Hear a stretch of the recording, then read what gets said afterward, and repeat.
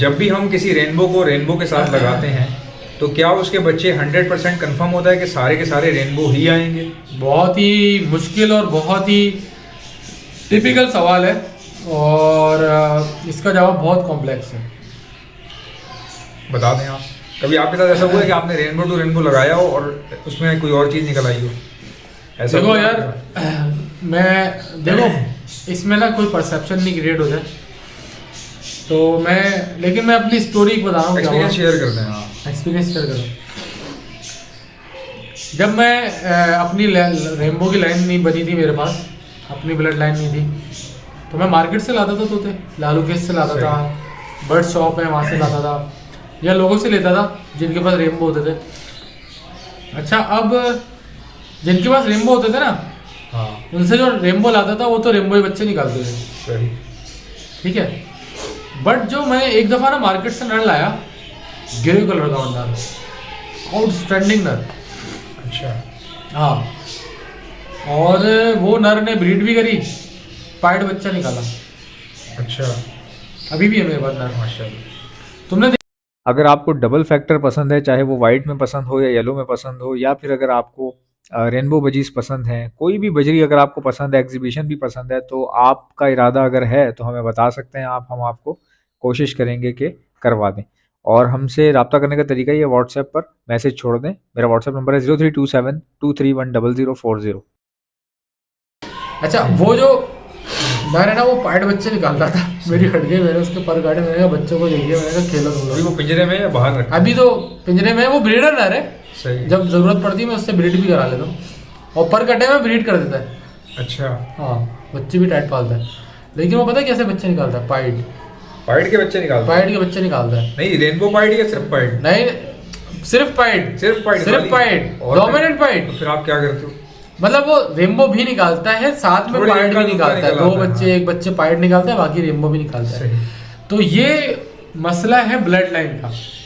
ये जो एक पीस आपको मिल जाता है ना, ये वो वाला चक्कर। ये क्या होता है, अब मैं आपको समझाता हूँ। जो मैं कह रहा था ना, इसका जवाब बहुत कॉम्प्लेक्स है। इसलिए कॉम्प्लेक्स है, देखिए रेनबो बनाने का तरीकाकार मैं बता चुका हूँ कैसे बनता है। ये एक ग्रे विंग या क्लियर विंग की फैमिली है। अगर किसी ने क्लियर विंग से रेनबो बनाया है, ठीक है, और उसकी ब्लड लाइन में कोई पाइड, हाँ, कोई पाइड नहीं है, कोई रेड आई नहीं है, कोई और म्यूटेशन नहीं है, और वो क्लियर विंग की ही फैमिली से बना हुआ रेनबो है, हाँ, और आगे मतलब जिसके पास रेनबो है वो भी रेनबो ही बच्चे निकालता रहा है, तो अगर ऐसा मैं रेनबो पेयर लूं जिसमें मेल और फीमेल दोनों क्लियर विंग की फैमिली से, यानी कि उनके बाप दादा नाना नानी या तो ग्रे विंग थे या क्लियर विंग थे, सही, तो ऐसा पेयर रेनबो टू रेनबो लगाओ तो रेनबो ही आएंगे। मतलब उसकी जो प्रॉपर वर्किंग है वो अच्छी हुई भी हो, वो प्रॉपर वर्किंग, वो आगे से रेनबो ही निकालेगा। ये इस तरह की बात है, आसान अल्फाज में समझाना लोगों को। इस बात से पहले एक सवाल बड़ा जरूरी, जो आपके पास पाइड निकलता है, अगर उसको हम किसी रेनबो से लगाएं तो क्या होगा? नहीं, वो डोमिनेंट है ना, पाइड। वो डोमिनेंट है, वो अपने जैसे वो उसके लिए आपको वो पता होने चाहिए, जेनेटिक्स। अच्छा, डोमिनेंट क्या है, और कैरी नहीं करता ब्लड? नहीं ना, ओहो, डोमिनेंट कैरी नहीं करेगा ना, फिर वो डोमिनेंट जिससे लगेगा वो उस पर डोमिनेंट होगा।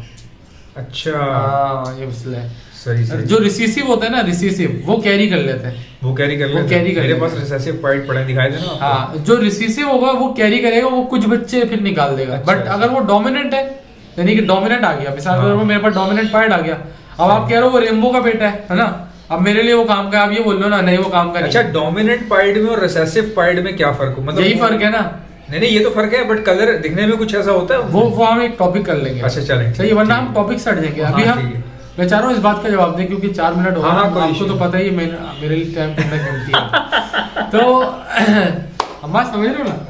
तो बात यह है कि रेनबो अगर क्लियर विंग से चलता हुआ है। अब मैं आपको दूसरी बात बताने लगा हूँ।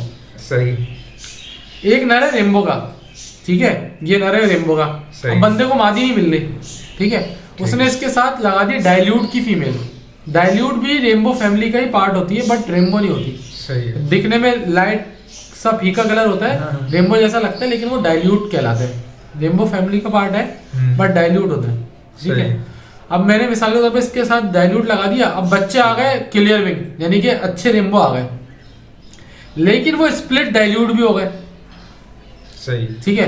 अब वो जो बच्चे दिखने में रेम्बो है, मगर उसके अंदर कैरी कर रहे हैं वो जीन इस डाइल्यूट का। अब वो आगे जब ब्लड लाइन चलेगी ना, तो उसमें डाइल्यूट बच्चे भी आता है। जब भी आपने देखा होगा, मेरे पास कुछ पेयर है, उसमें डाइल्यूट बच्चे भी आ रहे थे, आपके पास भी आ रहे थे। हाँ, सही है। मेरे पास वो क्यों आ रहा था? वो ये चक्कर था क्योंकि वो स्प्लिट डाइल्यूट हो गया, उनके खून में डाइल्यूट शामिल हो गया।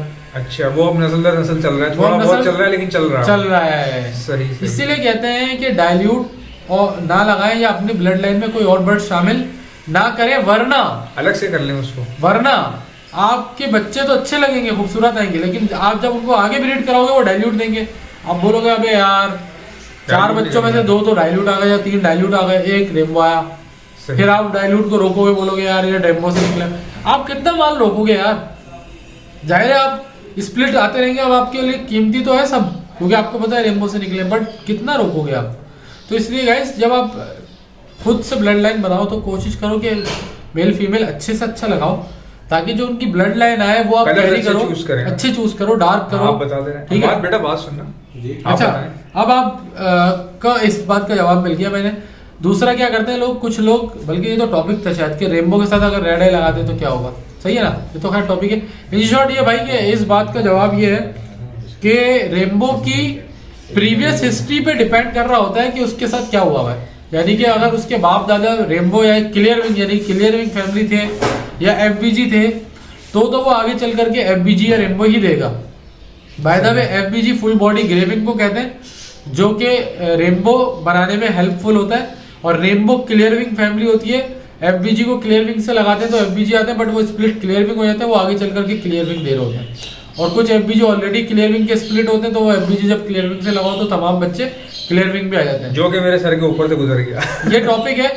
बट मैं आपको आसान अल्फाज में जो आज का टॉपिक है उसका जवाब ये है कि हाँ, रेम्बो टू रेम्बो लगाने से रेम्बो बच्चा आएगा, लेकिन ये उसकी हिस्ट्री पे डिपेंड कर रहा है कि उसके साथ पहले क्या हो चुका है। यानी कि उसके माँ बाप, उसके दादा दादी, उसके नाना नानी कौन लोग थे।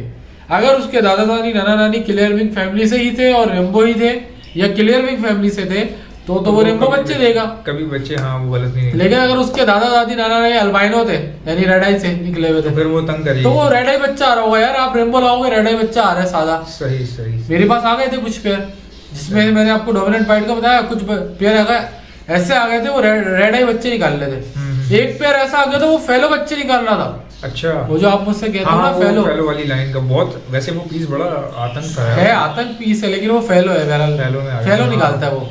अब मैं परेशान में खराबी आ रही है ना। हाँ, मतलब मैं तो रेम्बो लगा रहा हूँ ना यार, मेरी एक्सपेक्टेशन है, मैंने रेम्बो, मुझे फेलो लगाना होगा मैं फेलो लगा लूंगा। लेकिन अगर एक रेम्बो का पेयर मुझे फेलो के बच्चे दे रहा है तो मेरे लिए तो काम का नहीं है ना यार। मुझे फेलो पालने होते तो मैं फेलो पाल लेता, लेकिन मुझे फेलो नहीं पालने, रेम्बो पालने। गाइस, अगर आपके बजीज एडल्ट हैं लेकिन ब्रीड नहीं कर रहे, तो उसके लिए आप ब्रीडिंग मल्टीविटामिन का इस्तेमाल कर सकते हैं, और हमसे आप ऑर्डर पे ऑल ओवर दी पाकिस्तान मंगवा सकते हैं। तरीक़ेकार क्या मंगवाने का, ब्रीडिंग मल्टीविटामिन लिखकर सेंड कर दीजिए मुझे मेरे व्हाट्सएप के ऊपर। मेरा व्हाट्सएप का नंबर है 0327231004। इंशाल्लाह मिलते हैं नेक्स्ट वीडियो में। इजाज़त दीजिए, अल्लाह।